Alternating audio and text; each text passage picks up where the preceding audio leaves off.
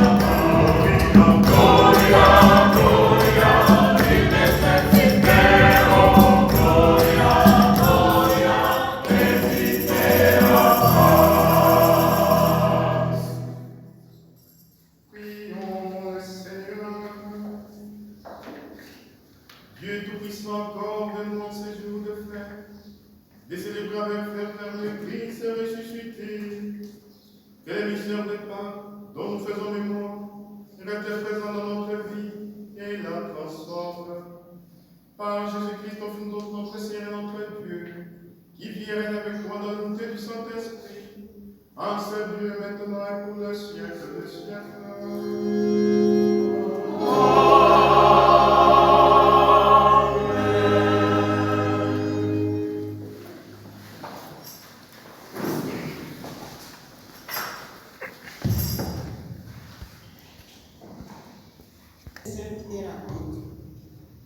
Frère, c'est le Seigneur, le Christ, et vous devez reconnaître dans vos cœurs comme les seuls saints. Vous devez être prêts à vous expliquer devant tous ceux qui demandent de rendre compte.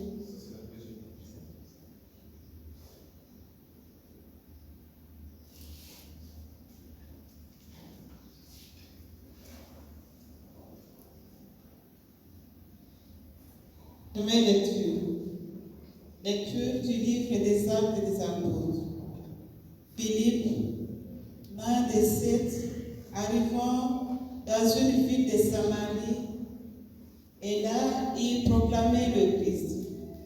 Les foules, d'un seul cœur, s'attachaient à ce que disait Philippe, car tout entendait parler des signes qu'il accomplissait, ou même il les voyait. Beaucoup de possédés étaient délivrés des esprits mauvais qui les quittaient en poussant de grands cris. Beaucoup de paralysés et d'infirmes furent guéris. Et il y a eu dans une ville une grande joie. Les apôtres, restés à Jérusalem, apprirent que les gens de Samarie avaient accueilli la parole de Dieu. Alors, ils leur envoyèrent Pierre et Jean. À leur arrivée, ceux-ci prièrent pour les Samaritains afin qu'ils reçoivent le Saint-Esprit. En effet, l'Esprit était encore venu sur aucun d'entre eux. Ils étaient seulement baptisés au nom du Seigneur Jésus. Alors, Pierre et Jean leur reposèrent les mains et ils recevaient le Saint-Esprit. Parole du Seigneur.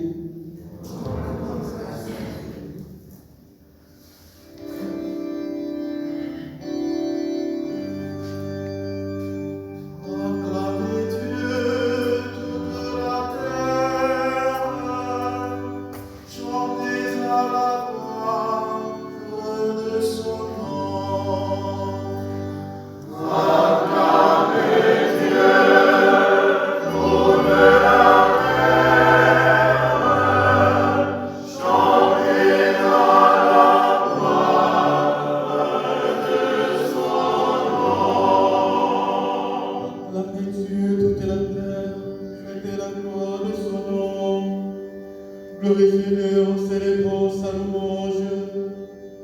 Dieu, dites à Dieu que tes actions sont redoutables.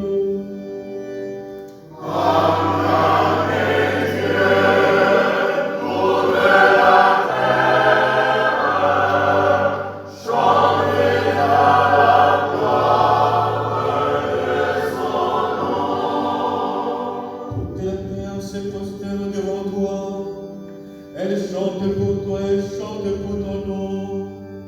Venez et voyez les hauts faits de Dieu, ses exploits redoutables pour les fils et les hommes. Acclamez Dieu, pour la terre,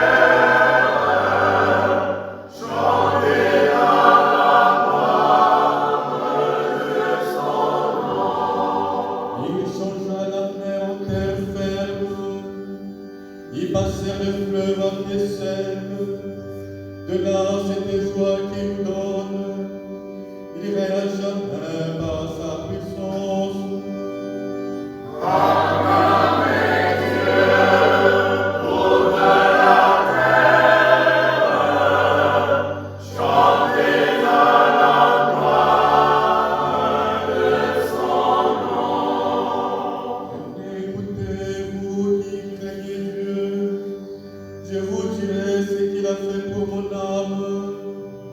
Béni soit Dieu qui n'a pas écouté ma prière, ni détourné de moi son amour.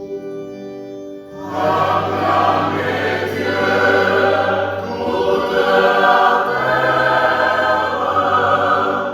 chantez à la gloire de son nom.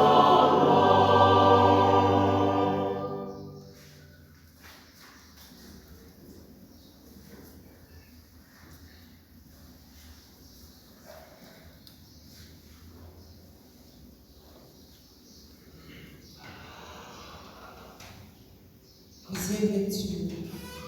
Lecture de la première lettre de Saint Paul apôtre.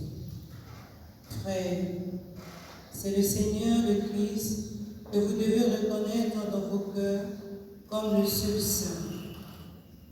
Vous devez toujours être prêts à vous expliquer devant tous ceux qui vous demandent de rendre compte de l'espérance qui est en vous. Mais faites-le avec douceur et respect. Ayez une conscience droite pour faire honte à vos adversaires au moment même où ils calomnient la vie droite que vous menez dans le Christ. Car il vaudrait mieux souffrir pour avoir fait le bien si c'était la volonté de Dieu, plutôt que pour avoir fait le mal. C'est ainsi que le Christ est mort pour les péchés, une fois pour toutes. Lui, le juste, il est mort pour les coupables, afin de vous introduire devant Dieu. Dans sa chair, il a été mis à mort. Dans l'esprit, il a été rendu à la vie. Parole du Seigneur.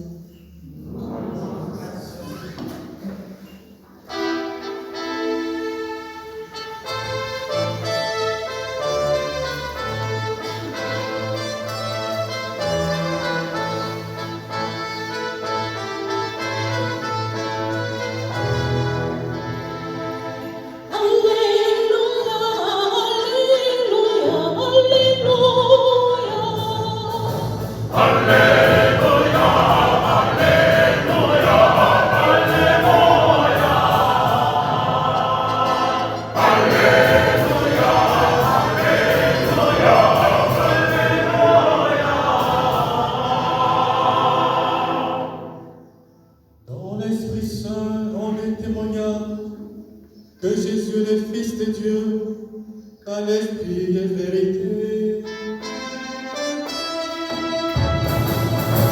Voici le jour que fait le Seigneur, jour d'allégresse et jour de joie. Voici la Pâque du Seigneur. Alléluia. Alléluia. Alléluia. Alléluia. Alléluia. Le Seigneur soit avec vous. Bonne nouvelle de Jésus-Christ selon Saint Jean. Gloire à toi, Seigneur.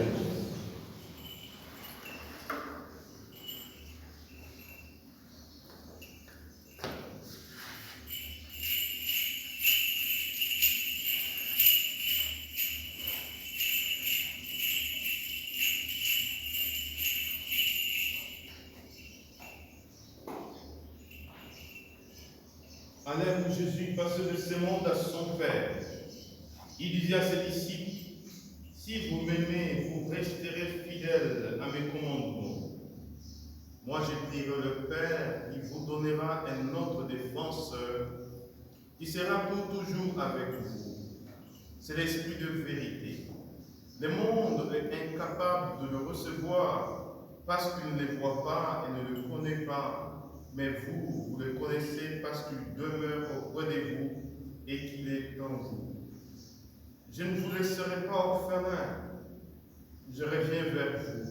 D'ici peu de temps, le monde ne me verra plus, mais vous, vous me verrez vivant et vous vivrez aussi. En ce jour-là, vous reconnaîtrez que je suis à mon Père, que vous êtes en moi et moi en vous. Celui qui a reçu mes commandements et reste fidèle, c'est celui-là qui m'aime, et celui qui lui-même sera aimé de mon Père, moi aussi je le mérite et je me manifesterai à lui. Acclamons la parole de Dieu.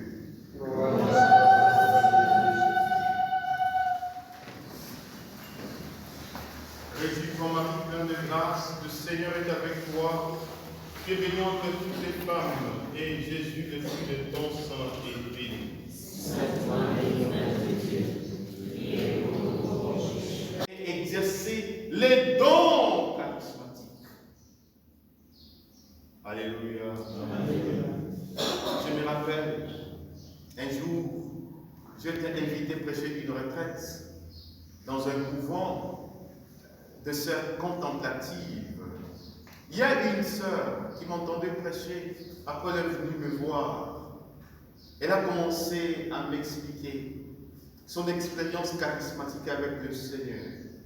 Quand elle s'aimait devant le Saint-Sacrement pour adorer, ce qu'on lui souffle dans l'oreille, toutes les visions, mais elle a tellement peur en disant, mon Père, ce qui m'arrive, si je le dis à ma supérieure, peut-être on va me mettre dehors, on va dire que je suis en train vraiment peut-être de planer. Mais mon Père, que dites-vous par rapport? Et c'était d'authentiques manifestations du Saint-Esprit. Les grâces agissent dans une âme.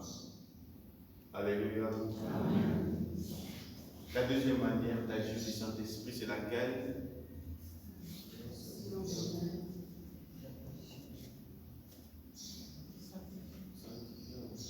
La première manière, la manière charismatique. La deuxième manière, la manière sanctifiante.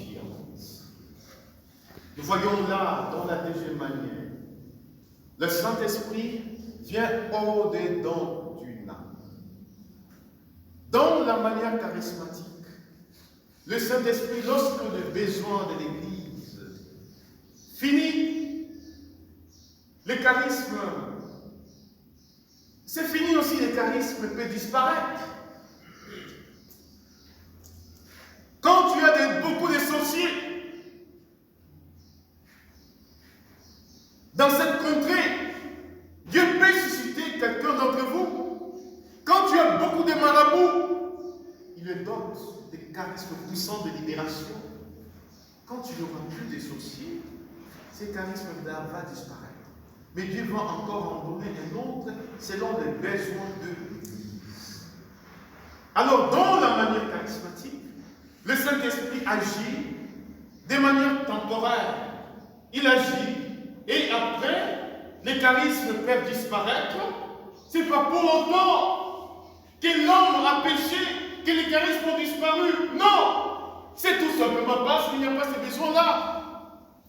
Mais nous, souvent, lorsque nous sommes habitués à des gens très charismatiques, lorsqu'ils ne font plus encore, et il n'y a plus de signe, non, celui-là, il s'est compromis. Non, c'est parce qu'il n'y a pas seulement ces besoins-là, mes chers frères et sœurs. Il ne s'est pas compromis, il n'y a plus ces besoins. Dieu a retiré, il en donne à quelqu'un d'autre, parce que dans une autre contrée, il y a ces besoins-là. Je me rappelle toujours Kim Collins. Un jour, elle donnait ce témoignage en disant, c'est une femme américaine. Elle a marqué son temps, dotée des charismes d'évangélisation de miracles. À un certain moment, le Seigneur l'a invitée dans une grande profondeur. C'est là où elle a écrit son livre, Les buissons ardents, où le Seigneur l'a invitée à contempler, à une contemplation. L'Église, c'est aussi lié à la contemplation. Lorsqu'elle ne faisait plus d'évangélisation, les gens disaient, ah oui, c'est une femme célibataire, elle est amie de l'agneau. Les gens, oui, peut-être elle s'est mal comportée, peut-être elle a donné son cœur à un homme, c'est pour cela que les charismes ont disparu. Mais elle écoutait. Un jour, elle a dit tout simplement que je me sens encore très bien dans les Seigneurs. Mais là, qu'est-ce qui se passe? Elle est passée d'une phase à une autre. La grâce charismatique à la grâce sanctifiante. Et quand le Saint-Esprit agit de manière sanctifiante, l'Esprit Saint agit au-dedans d'une âme.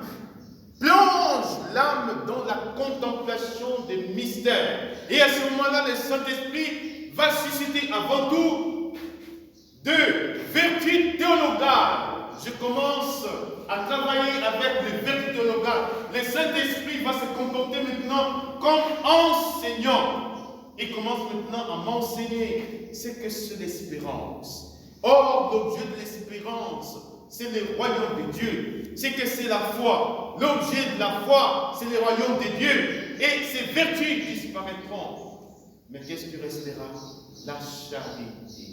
Alors quand maintenant le Saint-Esprit me plonge de manière sanctifiante, alors dans la contemplation, l'Esprit Saint va prendre maintenant la forme au-dedans de moi comme charité. Et je vais agir par la charité. La charité qui n'est rien d'autre que l'amour qui vient de Dieu. L'amour reçu et l'amour donné. Cet amour qu'on dit, Romains 5:5, l'espérance ne déçoit jamais. L'amour de Dieu a été répandu dans le cœur de tous les hommes par le don de l'Esprit Saint.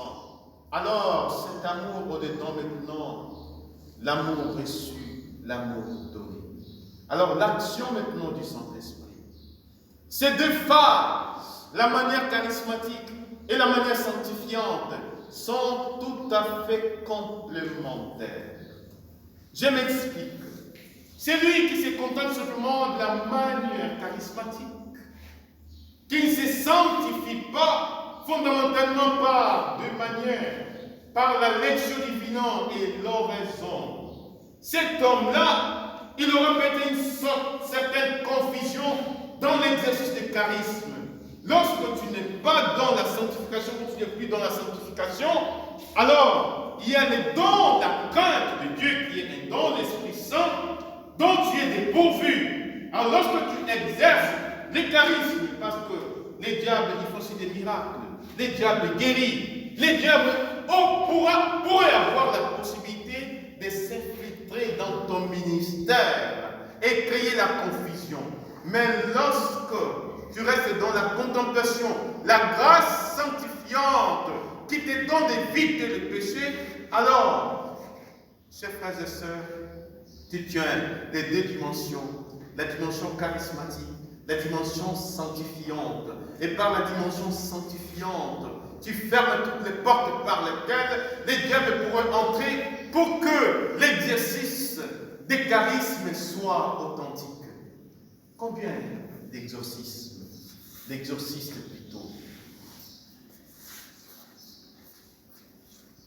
ont été dans la confusion parce que les diables s'est infiltrés dans leur ministère, parce qu'ils dépourvus de la grâce de la sanctification. Vous avez sans doute entendu parler de cette dame parfaite, la béninoise.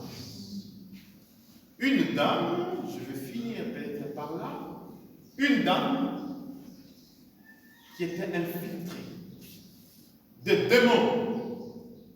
Il y avait un exorciste, un prêtre. Alors, la dame a été reçue. L'exorciste a prié pour cette dame. Il faut toujours faire attention. Le démon, ils peuvent partir, il y en a d'autres qui peuvent rester, qui sont dans la somnolence. Ils font semblant de partir, mais ils restent. Alors, il y a eu des agitations. L'exorciste peut-être a dû croire comme si les démons sont partis. Mais il y en avait qui étaient restés les plus redoutables, qui sont restés dans la dame. Au lieu que la dame parte, elle est restée là. Elle a commencé à s'infiltrer dans la prière. Alors elle dit, par le fait qu'il y a eu quelques démons, des agitations, elle commence à donner des prophéties à l'exorciste. Et jusqu'à ce qu'elle a réussi à convaincre l'exorciste que son charisme était authentique. Et ces prophéties-là, Dieu est descendu maintenant en toi. Toi, Dieu va t'instituer les premiers papes d'Afrique. Et moi, je deviens Dieu le Saint-Esprit, j'agis. Et alors, jusqu'à ce que le démon a tellement emballé l'exorciste, et l'exorciste a tout gobé, et elle est devenue Dieu, le Fils Dieu le Saint-Esprit et a ordonné cet exorciste qui devient le premier pape d'Afrique. Et cet exorciste a ordonné des cardinaux, des évêques, des prêtres, et ça devient la plus grande église au Bénin. Ce que je suis en train de vous dire, vous entrez dans Google, tapez parfaite. Alors vous allez voir toutes les vidéos. Et l'église a été tellement secouée. L'église a perdu beaucoup de ses adeptes. Alors, une nuit, elle a demandé à tous ses partisans de prier à 0 heure, les portes fermées, les fenêtres fermées. Et tout cela qui avait obéi à cela, il y a eu comme carnage. Plus de, je ne sais pas, 1000 personnes ou 400 personnes qui étaient mortes ce jour-là, dans cette nuit-là. C'était un grand sacrifice. Et quand elle parle, elle est vraiment remplie, imbue de cette personne. Alors, vous voyez, chers frères et sœurs, il y a un charismatique aussi qui s'appelle diable, qui peut lire dans les pensées, qui peut aussi prédire ton avenir. Excusez-moi, ces hommes de Dieu-là, ces pasteurs qui donnent des paroles de connaissance, des prophéties. Oui, il y a une telle femme, qui a tel numéro, qui... Les diables sont capables de faire ça. Oui, parle, homme de Dieu. Parle, homme de Dieu. Oui, homme de Dieu, parle. Regardez la finalité. Comment ça finit aujourd'hui? Ce sont des pasteurs qui remplissent maintenant des prisons. Tout simplement, les diables donnent d'une main, ils récupèrent d'une autre. Et il a déjà décidé un temps où il va mettre les prétendus serviteurs de Dieu en prison. Alors, recevons, ne nous contentons pas des dons tout simplement du Saint-Esprit. Contentons-nous de la personne du Saint-Esprit. Car le Saint-Esprit est une personne qui a ses facultés, qui agit. Beaucoup se contentent des dons.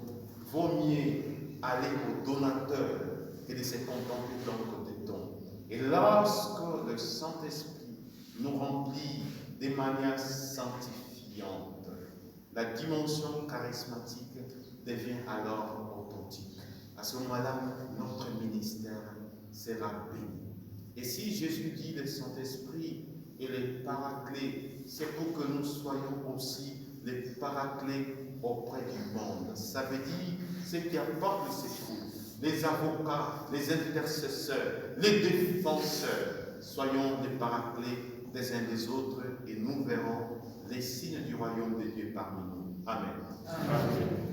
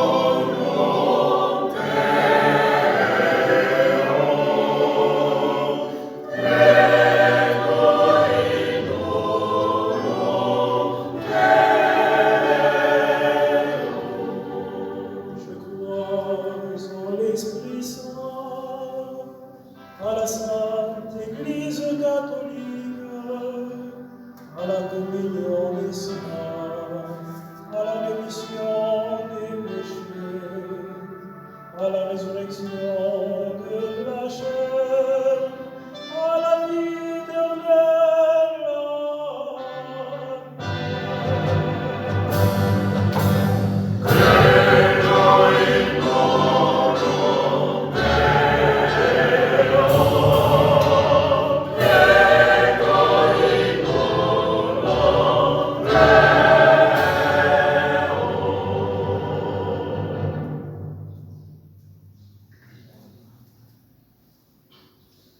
En ces jours très saints, supplions le Père Tout-Puissant, afin que la Pâque de son Fils unique, Jésus-Christ, notre Seigneur, apporte grâce et joie au monde entier. Ensemble, prions.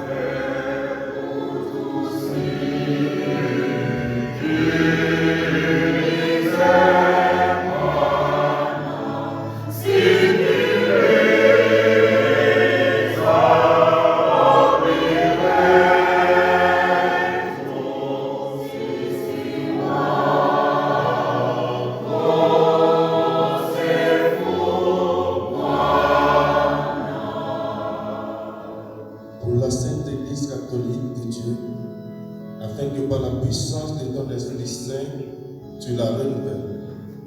Ensemble, prions le Seigneur.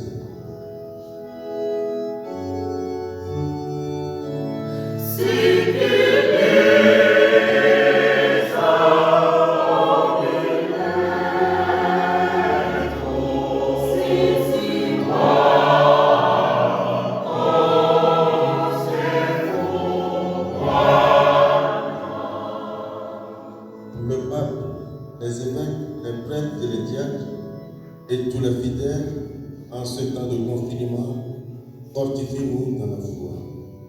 Seigneur, nous te prions. Succombe,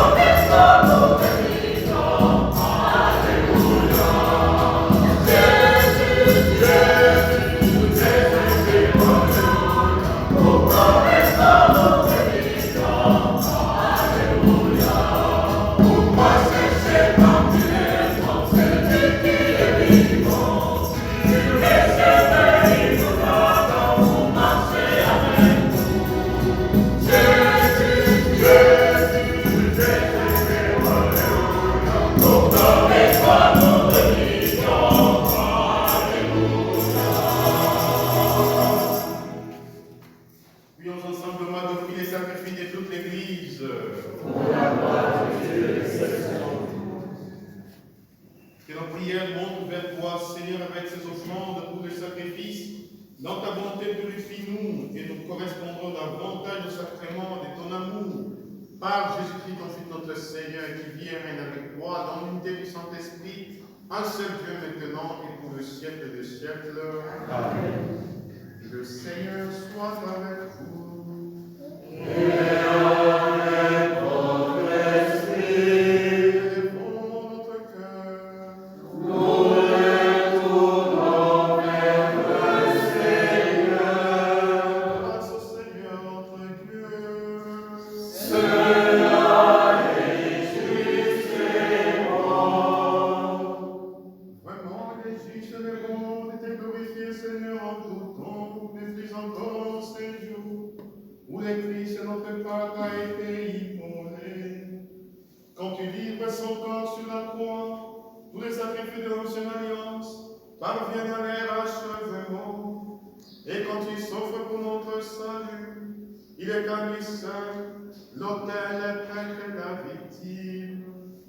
C'est pourquoi le peuple débaptisé rayonnant de la joie pascale, exulté par toute la terre, tandis que les anges dans le ciel chantent sans fin l'hymne de ta gloire.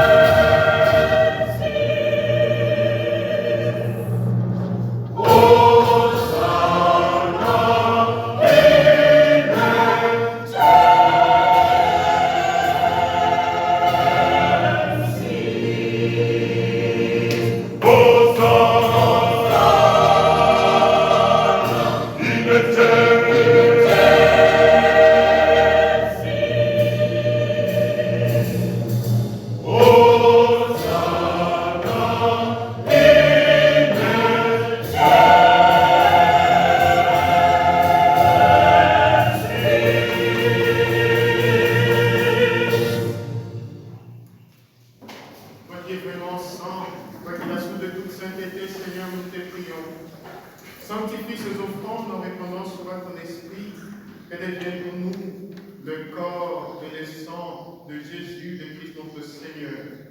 Au moment d'être livré dans moment dans sa passion, il prit le pain, il rendit grâce, il les rompit. Il les donna à ses disciples en disant, prenez et mangez-en tous, ceci est mon corps livré pour vous. Seigneur, bénis-nous et bénis ce pain que nous offre ton enfant par le Christ notre Seigneur. Amen.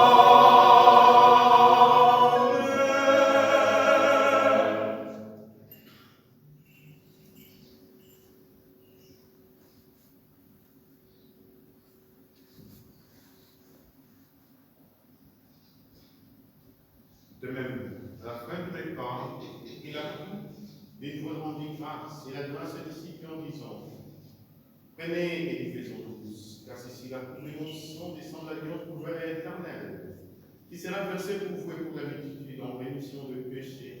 Vous ferez cela en mémoire.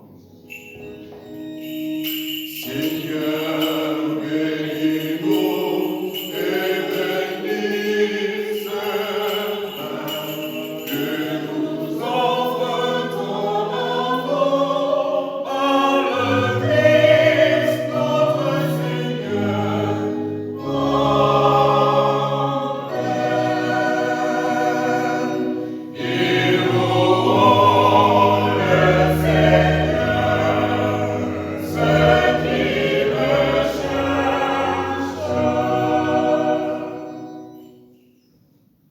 Il est grand le mystère de la foi. Nous proclamons Dans mon Seigneur Jésus, nous célébrons ta résurrection, nous attendons ta venue dans la gloire.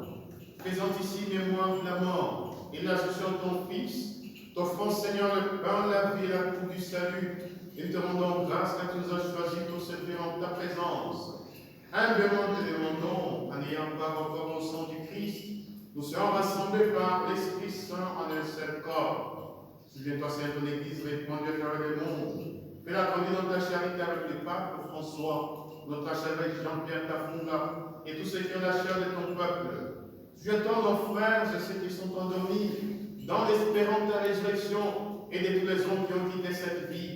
Nous te prions, Seigneur, pour les défunts de nos familles, les âmes du purgatoire, les victimes des guerres et des accidents, et tous ceux qui meurent aujourd'hui pendant ces célébrations eucharistiques. Reçois-les dans ta lumière auprès de toi. Sur nous tous, enfin, nous implorons ta bonté.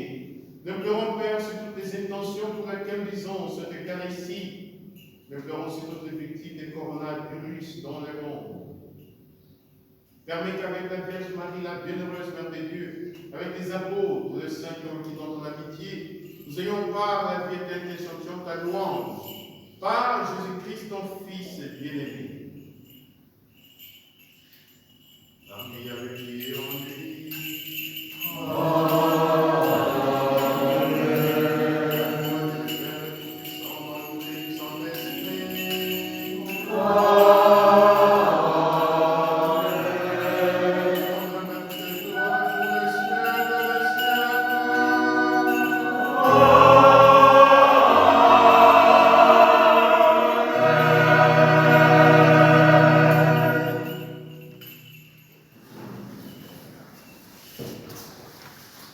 Nous l'avons appris du Sauveur et selon son commandement, nous avons dit la prière que le Seigneur nous a apprise, notre Père. Que ton nom soit sanctifié, que ton règne vienne, que ta volonté soit faite sur la terre comme au ciel. Donne-nous aujourd'hui notre pain de ce jour. Pardonne-nous nos offenses, comme nous pardonnons aussi à ceux qui nous ont offensés. Et ne nous laisse pas entrer en tentation, mais délivre-nous. Délivre-nous de tout mal, Seigneur, et donne la paix à notre temps. Par ta miséricorde, libère-nous du péché. Rassure-nous devant les épreuves, en ce que nous espérons le bonheur que tu promets et l'avènement de Jésus-Christ, ton Fils, notre Sauveur. Car c'est à toi qu'appartiennent le règne, la puissance et la gloire pour le siècle des siècles. Seigneur Jésus-Christ, j'ai bien tes apôtres, je me laisse la paix, je vous donne ma paix. Ne regardez pas nos péchés, mais la foi de l'Église, pour que ta volonté s'accomplisse. Donne toujours cette paix et conduis-la vers une paix parfaite. Toi qui règnes pour le siècle des siècles. Amen. Que la paix et la joie du Seigneur soient toujours avec vous.